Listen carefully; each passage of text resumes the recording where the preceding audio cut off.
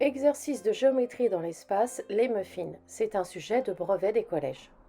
Pour calculer le volume d'une cavité, je commence par calculer le volume du grand cône qui m'est donné par la formule pi r au carré fois h divisé par 3. Mais l'exercice me donne le diamètre du grand cône et non pas son rayon. Donc il faut que je calcule son rayon. Je fais donc 7,5 divisé par 2 qui me donne 3,75 cm.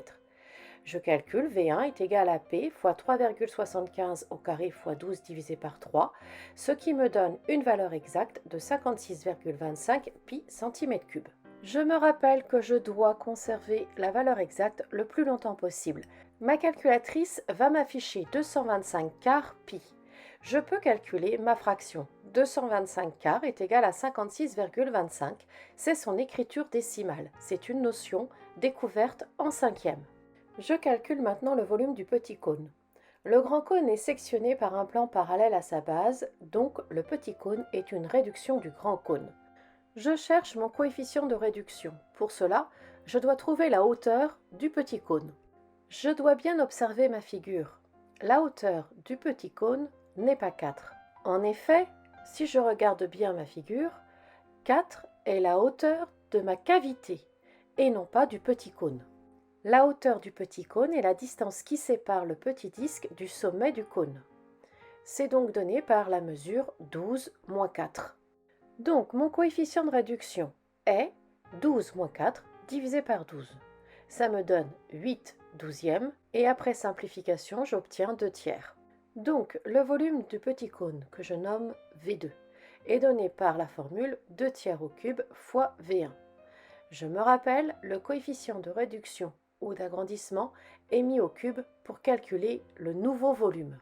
J'ai donc V2 égale 2 tiers au cube fois 56,25 pi, ce qui me donne une valeur exacte de 50 tiers pi centimètre cube pour le volume de mon petit cône.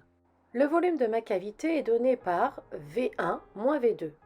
Je prends mes valeurs exactes et je les soustrais. Ma calculatrice m'affiche la valeur exacte 475 tiers pi centimètre cube. Je retrouve la valeur approchée de l'énoncé 125 centimètres cubes. Quand je tape 475 tiers pi sur ma calculatrice, j'ai une valeur approchée de 124 cm3 et non de 125. Cela s'explique par le côté concret de l'exercice. Dans la vie courante, on ne dit jamais qu'un pot contient 24 centilitres, mais on va dire 25 centilitres. Qu'un bac contient 103 mètres cubes, mais on dira 105 mètres cubes.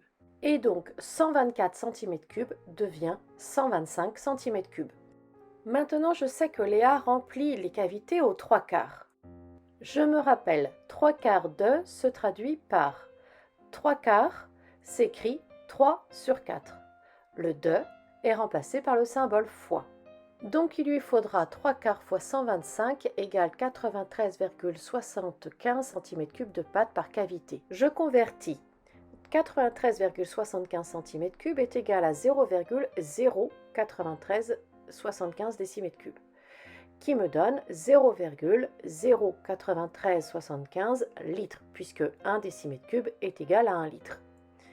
Maintenant, je sais qu'il y a 9 cavités.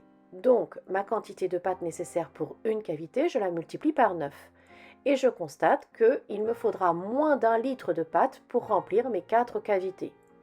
Je n'oublie pas ma phrase réponse qui répond à la question de l'exercice. Donc, elle a fait assez de pâte.